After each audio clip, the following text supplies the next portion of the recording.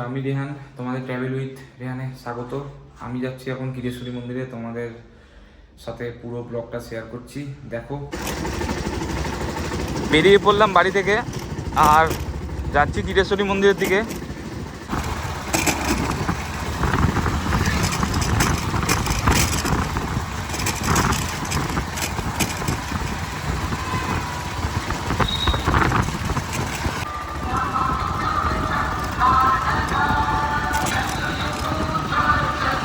আজকে উল্টো রথ, আর উল্টো রথের দিন বেরিয়ে পড়েছি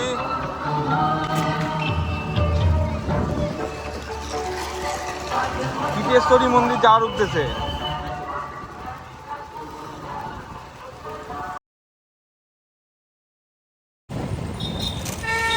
আমরা ক্রস করতে চলেছি হচ্ছে রামেন্দ্র সুন্দর ত্রিবেদী সেতুর নিচের দিয়ে পাস হতে চলেছি,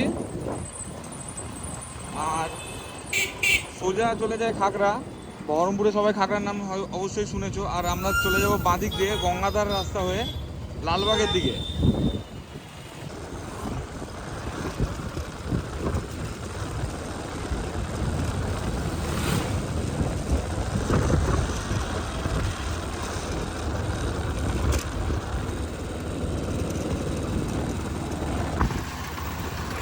এই জায়গাটা হচ্ছে ফরাসডাঙ্গা মোড়। এই সোজা যে রাস্তাটা দেখতে পাচ্ছ তোমরা, এই রাস্তাটা চলে যায় হচ্ছে কাশিমবাজারের দিকে, আর আমরা এই বাঁদিক দিয়ে চলে যাচ্ছি লালবাগের রাস্তার রুটের দিকে। এইদিকে পরে হচ্ছে হাজারদুয়ারি, জিয়াগঞ্জ, আর বাইপাস দিয়ে লালগোলাও যাওয়া যায় এই রাস্তাটা দিয়ে। এই জায়গাটায়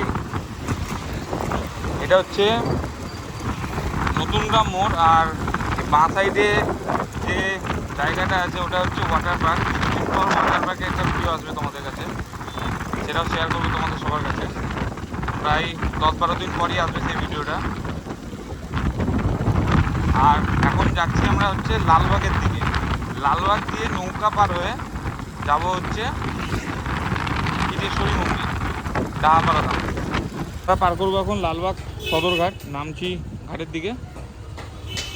এটা হচ্ছে লালবাগ সদরঘাট। আমরা এখন পার করবো হচ্ছে লালবাগ সদরঘাট দিয়ে ওই পাশটায় যাব।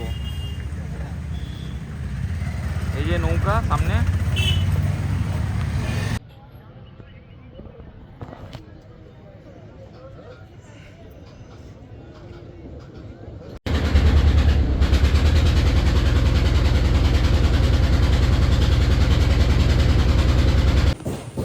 নৌকা থেকে নামার পর এই লাইন ধরে সোজা চলে যাব।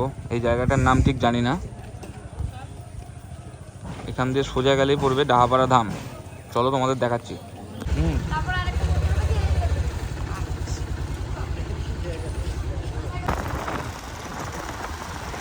সোজা রাস্তাটা ধরার পর একটা ডান দিকে রাস্তা পড়বে মোড়, ওইদিকে ডান দিক দিয়ে আসার পর এই যে এই রাস্তাটা পেলাম, এই রাস্তাটা দিয়ে সোজা চলে যেতে হবে পড়বে। তাহলে তারপর বাঁ দিকে পড়বে হচ্ছে ডাহাপাড়া ধাম। তোমরা থাকো, দেখাচ্ছি। ওই রাস্তাটা ধরে সোজা চলে আসলাম, তারপর দেখতে পাচ্ছ তোমরা ডান দিকে ডাহাপাড়া ধামের সেই উঁচু চূড়াটা দেখা যাচ্ছে। দেখো, এই হচ্ছে আমাদের ডাহাপাড়া ধামের মেন গেট। আর দেখো লেখা আছে হচ্ছে হরিপুরুষ জগবন্ধু মহা উদ্ধরণ চরিহস্ত চন্দ্রপুত্র হা কীট পতন। এটা মানেটা যদি তোমরা কেউ জেনে থাকো অবশ্যই জানিও কমেন্টে। চলো ভেতরে যাওয়া যাক। আর দেখতে পাচ্ছ অনেক ছোটো একটা রথ নিয়ে যাচ্ছি, প্রবেশ করছি গেটের মধ্যে, গেটের ভেতরে। আর এই যে ছোট্ট একটি রথ নিয়ে যাচ্ছে, উপরে রামের পতাকা। কি সুন্দর জায়গাটা, ভালো করে। ডাহাপাড়া ধামে সেই অপরূপ সুন্দর দৃশ্য।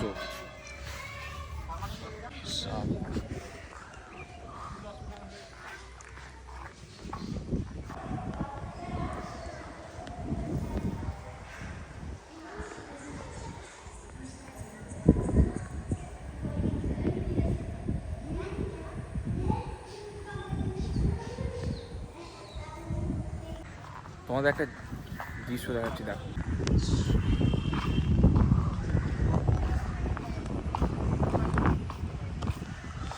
মন্দিরের মধ্যে প্রবেশ করছি।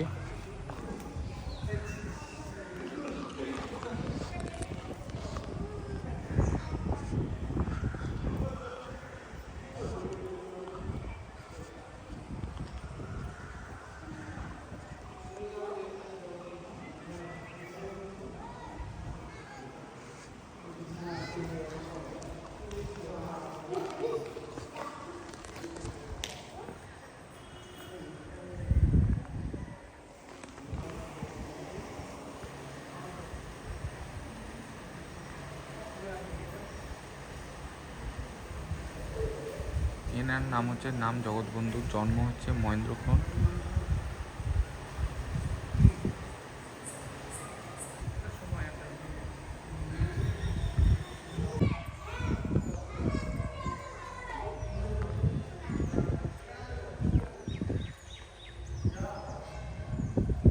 এতটা সুন্দর লাগছে, মুখে বলার মতন নাই। আগে কোনোদিন তোমরা এই জায়গায় এসছো? যারা যারা এসছো কমেন্টে অবশ্যই জানিও।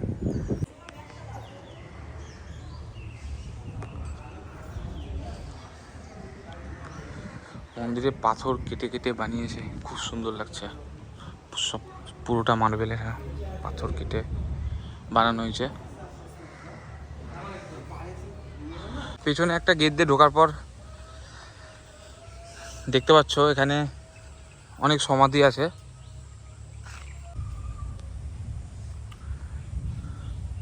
এখানে পেছন দিকে সব সমাধিগুলো দেখতে পাচ্ছ।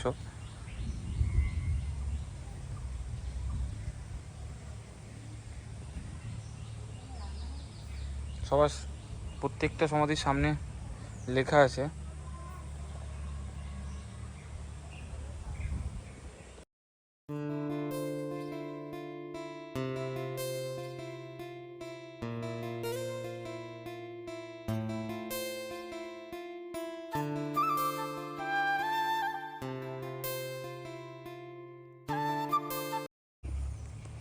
ডাহাপাড়া মন্দিরের প্রসাদ গ্রহণের এখানে জুতো খুলে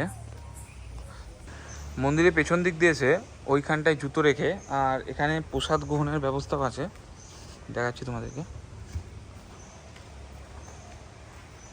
এখানে কুপন নিয়ে এসে দুপুর 12টা থেকে প্রসাদ বিতরণ করা হয়।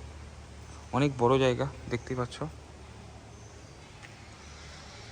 যারা যারা প্রসাদ খেতে যাও তারা 12:30টার আগে অবশ্যই আসবে এখানে আসলে।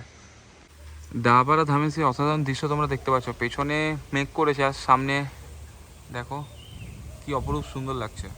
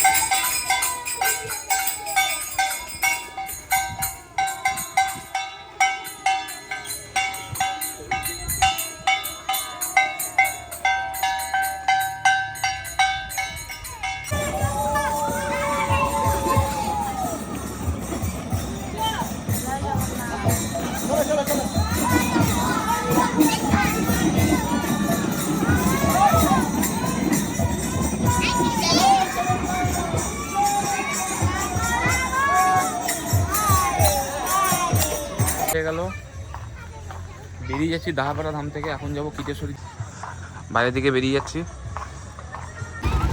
বেরিয়ে পড়লাম ডাহাপাড়া ধাম থেকে, এখন যাচ্ছি কিটেশ্বরীর দিকে।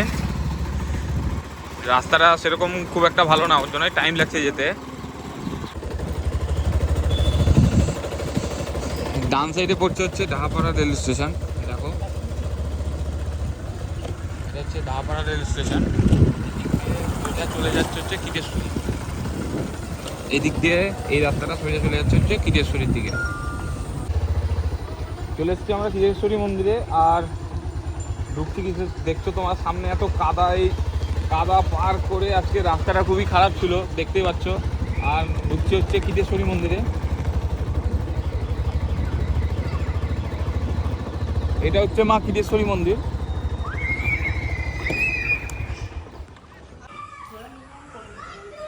প্রবেশ করছি মন্দিরের মধ্যে।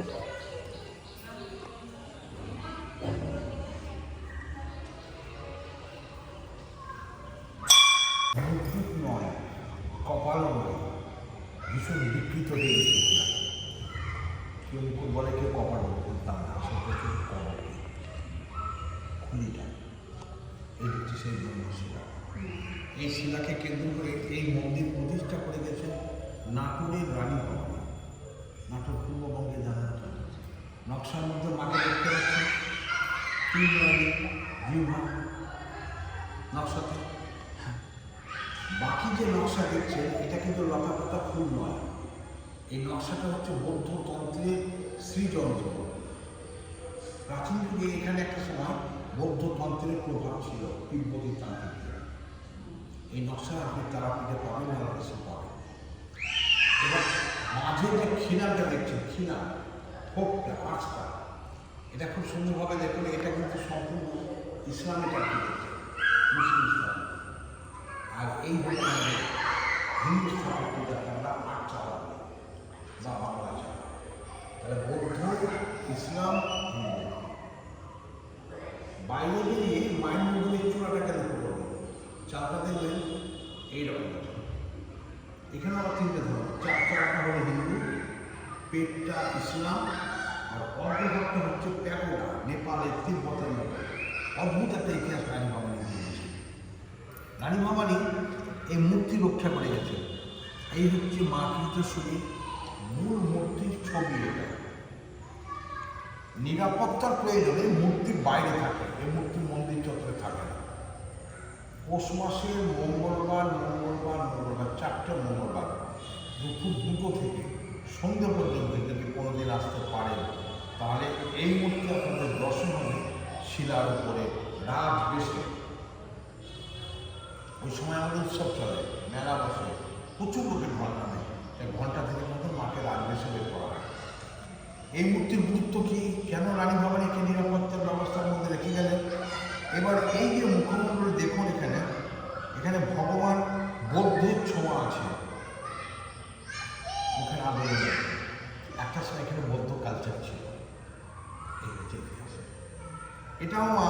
পাশের মধ্যে দেখবেন আদিয়া দিকে ডাকবে, ওটাও মা। কিন্তু ওই মূর্তির বয়স হচ্ছে 12 থেকে 14 বছর বয়স।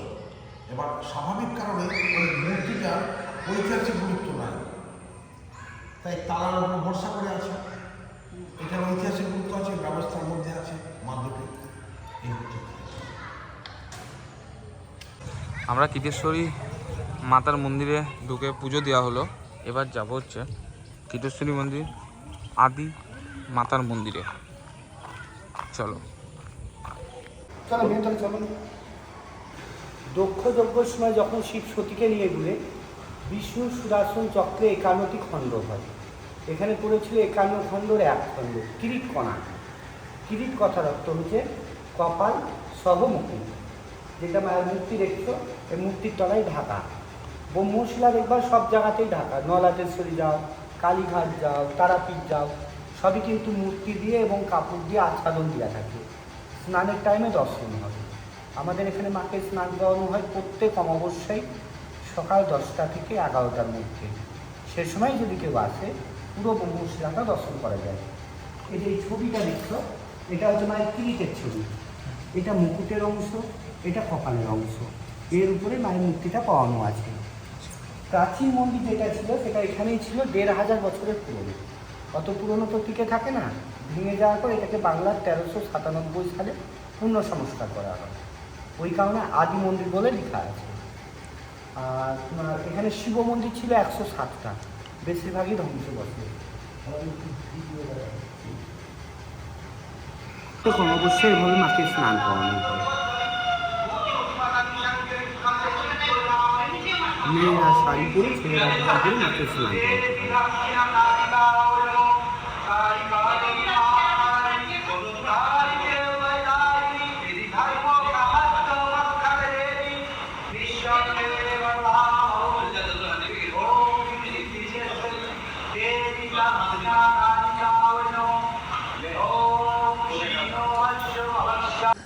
এটা হচ্ছে মূল মন্দিরের প্রাচীর, আর এখানে প্রায় 172 ঘর পান্ডা ছিল।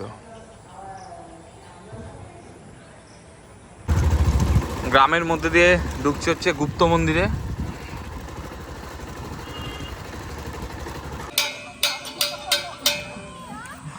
ঢুকছে হচ্ছে গুপ্ত মন্দিরে।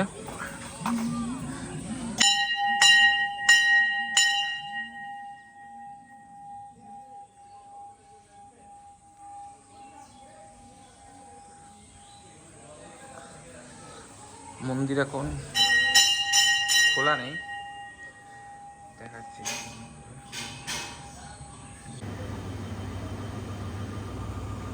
গুপ্ত মন্দিরের মায়ের ছবি তোমরা দেখতে পাচ্ছ। ভিডিওটা অনেকটাই বড় হয়ে গেছে, তোমরা এতক্ষণ ধরে দেখার জন্য ধন্যবাদ। আর কেমন লেগেছে ভিডিওটা অবশ্যই জানিও, অবশ্যই একটা কমেন্ট করে দিও। আর ফেসবুক থেকে দেখলে ফলো করে দিও, ইউটিউব থেকে দেখলে একটা সাবস্ক্রাইব করে দিও, আর বেল আইকনটা দাবি দিও। টাটা, আবার কোনো নতুন ব্লগ নিয়ে, সুন্দর সুন্দর ব্লগ নিয়ে দেখা হচ্ছে। টাটা।